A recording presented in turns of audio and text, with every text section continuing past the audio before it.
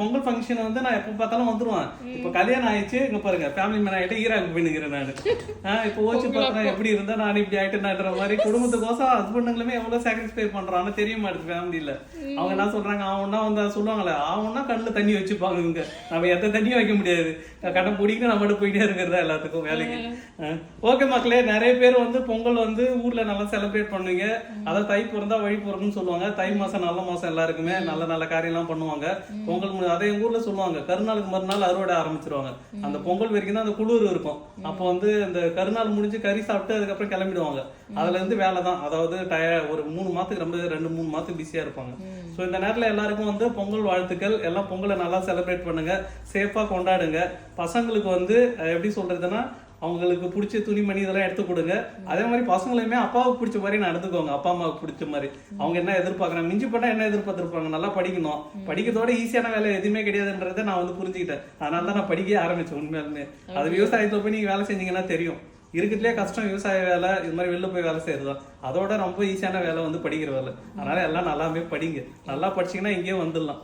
நம்ம யாரோட அந்த எங்க ஒய்ஃப் தான் ஆகணும்னா சொல்லுவாங்க. என்ன சொல்லுவாங்கன்னா, என் சொந்த காலில் நிக்கணும், என் சொந்த காலில் நிக்கணும். படிச்சீங்கன்னா நீங்க யாரு காலையும் நிக்க வேணாம், சொந்த காலில் நிக்கலாம். ஏதாவது ஒரு வேலை கிடைக்கும். ஒரு விதத்துல இருந்தாலும் ஒரு விதத்துல எங்கேயோ ஒரு இடத்துல உதவும். அது இப்ப எது நீங்க ஒய்ஃப் வந்து கடைசி எங்க நான் சொந்த காலில், நீ சொந்த காலில் தான் நின்னுங்கிற. இப்ப காலில் தான் சொந்த காலில் நின்னுகிறேன். போகியும் கொண்டாடுவோம், ஞாபகம் இருக்கலாம் பொங்கலுக்கு. அதுல எதுக்கு நம்ம கொண்டாடுறோம்னா, நம்ம கிட்ட இருக்கிறது பழசு எல்லாம் நம்ம நியூ இயர் கொண்டாடுறோம்ல, அதே மாதிரிதான் பழசு எல்லாத்தையும் நீக்கிட்டு புதுசு எல்லாத்தையும் வந்து நம்ம நல்லதா கத்துக்கணும். யாருன்னா நம்மளுக்கு துரோகம் பண்ணாலும் நம்ம திரும்ப பண்ணக்கூடாது. இது மாதிரி கெட்ட எண்ணத்தெல்லாம் ஒழிச்சிட்டு நல்ல எண்ணத்தை கொண்டு வாங்க. நல்லா படிங்க, படிச்சா வாழ்க்கையில முன்னேறலாம், நல்லா இருக்கலாம். யாரையும் டிபெண்ட் பண்ண வேணாம், ஒரே வார்த்தையில சொல்லணும்.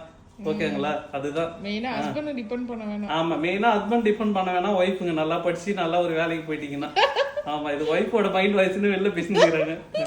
அது ஹஸ்பண்டா இருந்தானா ஒய்ஃபா இருந்தானா படிச்சுட்டு ஒரு வேலை கிடைச்சதுன்னா யாரையும் நம்ம டிபெண்ட் பண்ணாம வாழலாம். ஓகேவா? இல்லைன்னா வச்சுக்கா, அண்ணன் கிட்ட, தம்பி கிட்ட, அப்பா கிட்ட, அம்மா கிட்ட காசு கேட்கணும். 2 நாள் கொடுப்பாங்க, 3ஆவது நாள் பின்னாடி என்ன சொல்லுவாங்க, இது தேவையா நம்மளுக்கு, பின்னாடி அடிப்பாங்க.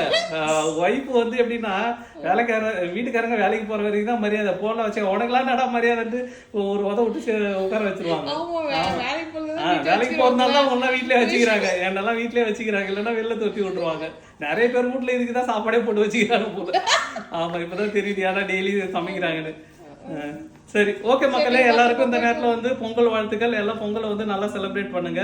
பட் மனசு கஷ்டமா இருந்தாலும் குடும்பத்துக்கோசம் நான் வந்து ஈராக்கு போயின்னு இருக்கேன். ஃபேமிலிக்கோசம். ஃபேமிலி தான் நம்மளுக்கு முக்கியம். அதுக்கப்புறம் தான் எல்லாமே.